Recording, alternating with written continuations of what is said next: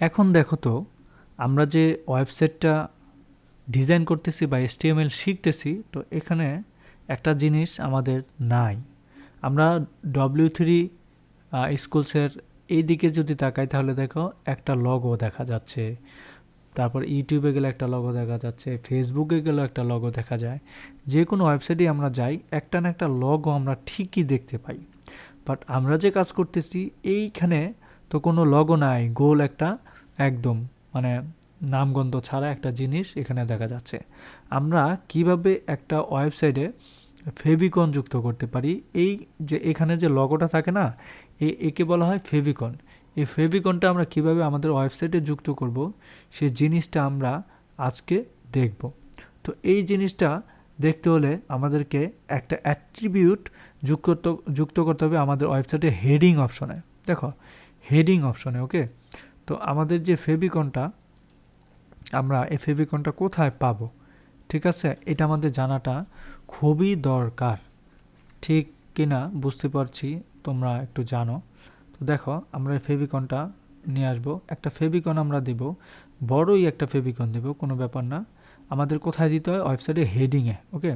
টাইটেলের নিচেও দেওয়া যেতে পারে, উপরেও দেওয়া যেতে পারে, কোনো সমস্যা নাই। আমরা লিঙ্ক দেব, লিঙ্ক নামে একটা অ্যাট্রিবিউট লিখব।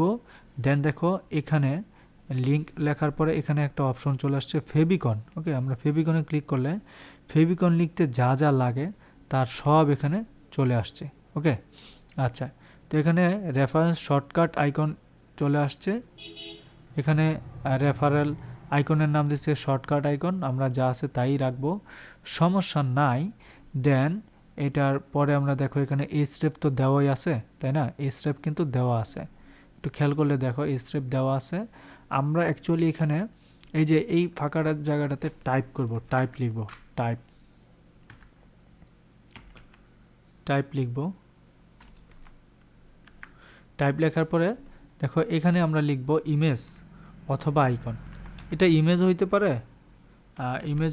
অথবা আইকন হতে পারে, এক্স সমান আইকন, ওকে দিলাম। এটা আমরা আমাদের মতো করে। এখন আমাদের যে এই যে ফেভিকন, হ্যাঁ, দেখো টাইপটা কিন্তু অলরেডি চলে আসছে, আমরা হয়তো ভুলে লিখে ফেলছিলাম। আমরা আবারও যদি দেখাই, দেখো লিঙ্ক তারপরে ফেভিকনে ক্লিক করলাম, ওরে বাবা টাইপ সহ চলে আসছে। তো টাইপটা ধরে আমাদের লিখতে হচ্ছে না, আমরা জাস্ট এখানে আমাদের লগোটা নিয়ে আসবো, ফেভিকন, ওকে। আমরা এখানে লগো মাসুদটা নিয়ে আসলাম, নিয়ে আসার পরে ওই যে দেখো আমাদের ওয়েবসাইটে, ওকে, নিয়ে এসে রাখলাম। ওই যে দেখো ওয়েবসাইটের উপরে আমার একটা ইমেজ দেখা যাচ্ছে, এইটা হচ্ছে আসলে ওয়েবসাইটের একটা ফেভিকন। তো অ্যাকচুয়ালি এটাই হচ্ছে ফেভিকন, এর বাইরে এই ফেভিকনের আর নতুন কোনো স্টাইল নাই। বা এই যে দেখো তাদের প্রত্যেকের ব্রাউজারে ফেভিকন। তো ফেভিকনটা আমরা সবসময় রাখবো আইকন হিসেবে রাখতে, অথবা যে কোনোটা রাখা যেতে পারে, কোনো সমস্যা নাই। বাট ওয়েবসাইটে ফেভিকন রাখাটা খুবই গুরুত্বপূর্ণ। একটা ওয়েবসাইটকে চেনার উপায় হচ্ছে এই ফেভিকন। তো ফেভিকনটা সবসময় আমরা রাখি, সমস্যা নাই। আমরা এই ফেভিকনটাকে এইটাকে রাখি মাসুদ। দেখো মাসুদ নামে কোনো ফেভিকন নাই। আমরা এখানে যদি মাসুদ পিএনজি রাখি তাহলে দেখো ফেভিকনটা এই যে অন্যটা চলে আসছে। আমরা অ্যাকচুয়ালি এই ফেভিকনটা সবসময় আমাদের ওয়েবসাইটে রাখবো, আপাতত এদিকে আমরা হাত দিব না।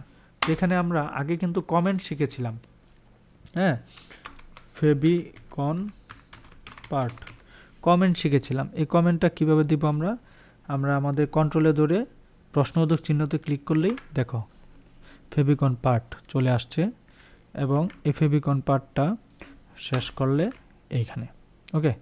তো কমেন্ট করলে সবচেয়ে সহজে সব কিছু খুঁজে পাওয়া যায়, আমরা দিলাম, ওকে। আচ্ছা, পরে আমরা দেখি, আমরা আপাতত কমেন্ট কিভাবে করে আবার ফেভিকন কিভাবে যুক্ত করে সেটা তো দেখলাম। তো চেষ্টা করতে থাকো।